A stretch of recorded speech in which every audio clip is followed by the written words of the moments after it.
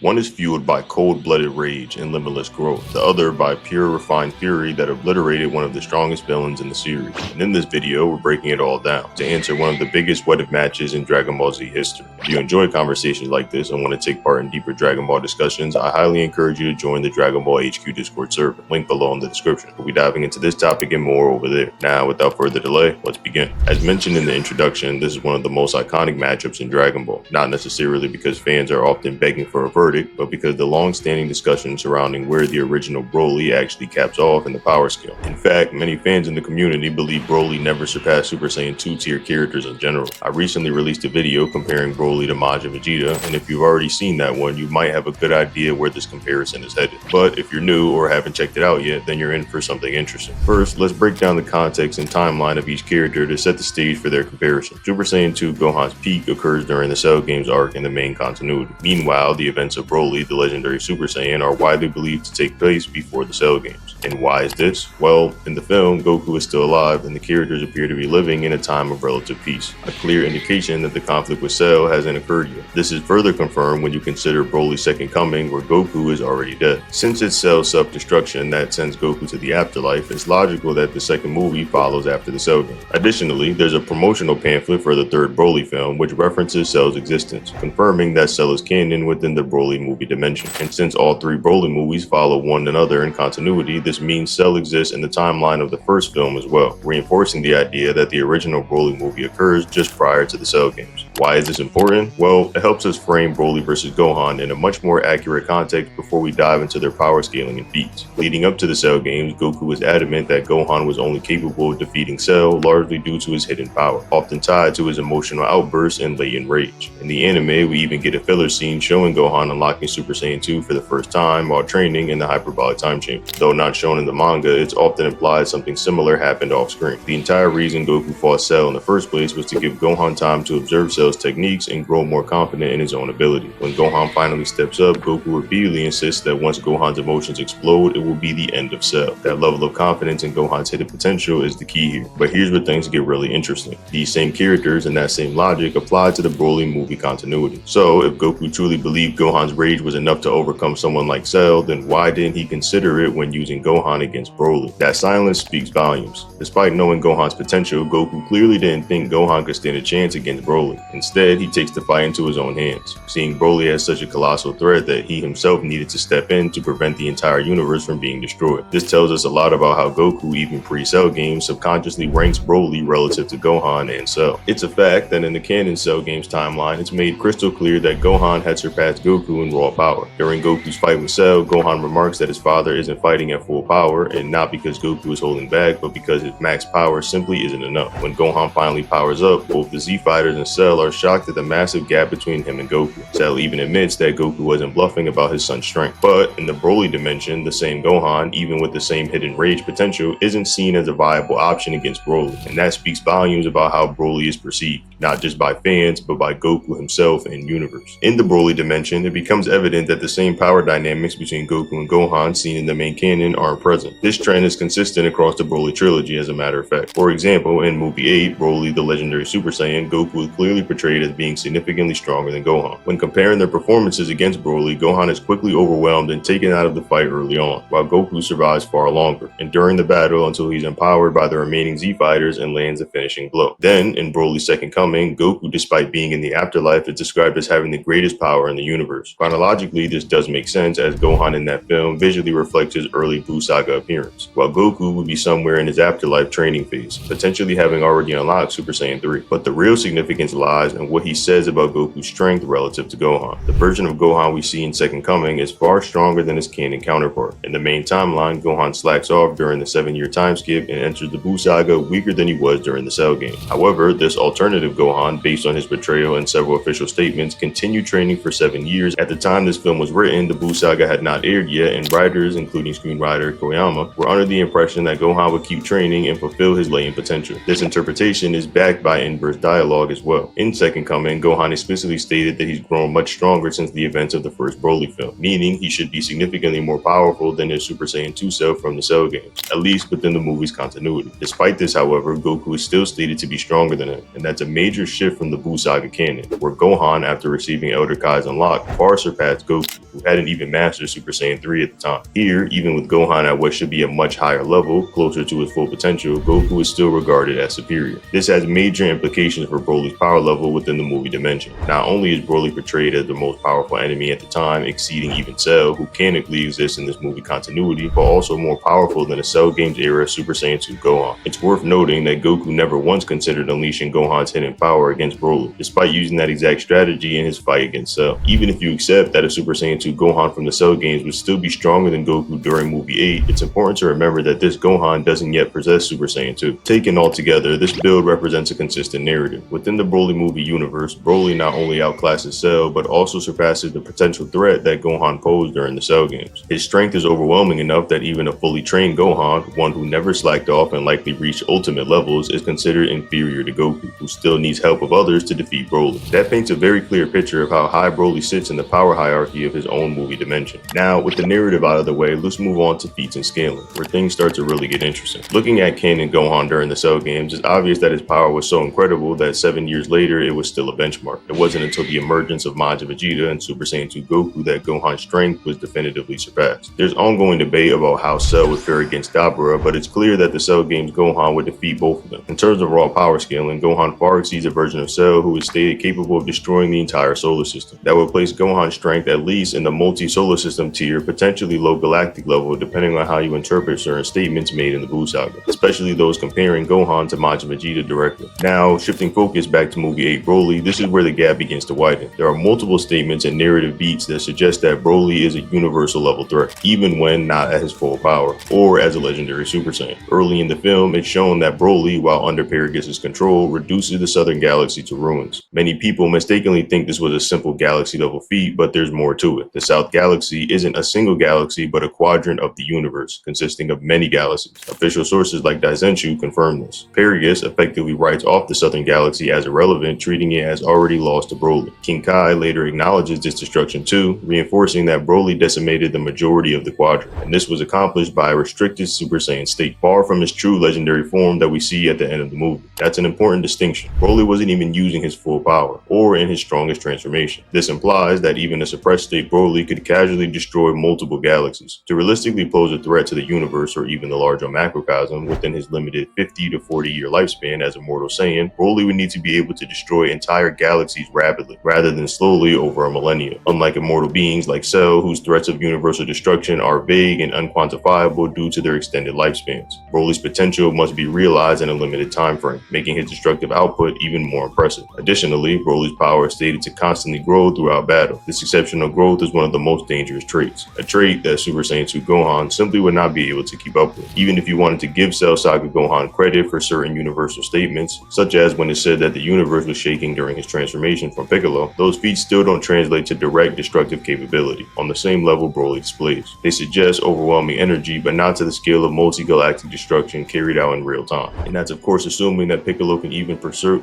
At the end of the day, Gohan's Cell Games power just doesn't scale to what Broly showcases, especially considering Broly accomplished all of this while heavily suppressed. With all that established, let's take a moment to address one of the most common counter-arguments. The idea that Broly can't be that strong, because he ultimately loses to Super Saiyan Goku at the end of movie 8. In the final moments of the film, Goku receives energy from the Z Fighters, and with that boost, he's able to land the decisive blow against Broly. This has led some fans to conclude that Broly was only slightly above a master Super Saiyan Goku, and therefore much weaker than Cell or Super Saiyan 2 Gohan, since neither Goku nor Gohan needed Super Saiyan 2 to defeat him. But this interpretation completely underestimates the massive energy boost Goku actually achieved. According to the official movie 8 pamphlet, the energy Goku gathered from the Z Fighters was a 1,000 times increase in power. It's even stated that no matter how powerful the opponent is, victory becomes certain once this boost is applied. That's not a minor power-up, that's a colossal amplification, strong enough to allow Goku to defeat a being operating at multi-galactic or even universal level threats. This wasn't just a last-minute push or an emotional power-up. It was a complete transformation in power level that placed Goku in a realm of strength far beyond what we've seen from his canon self in the Cell Games. Whether or not you interpret that 1,000 times increase as a literal multiplier, the key takeaway is that the power Goku displayed after the amp was nowhere near his base Super Saiyan strength. So the idea that Broly was only beaten up by a regular Super Saiyan just doesn't hold up. It reinforces how overwhelmingly powerful Broly was. The fact that Goku needed that much energy just to land a decisive punch shows that Broly was operating above the standard Super Saiyan 2 levels, and possibly even rivaling or exceeding Super Saiyan 3 fighters in canon. In short, Broly's loss at the end of the movie movie doesn't weaken his placement in the power hierarchy. It only emphasizes the scale of power that's required to stop him.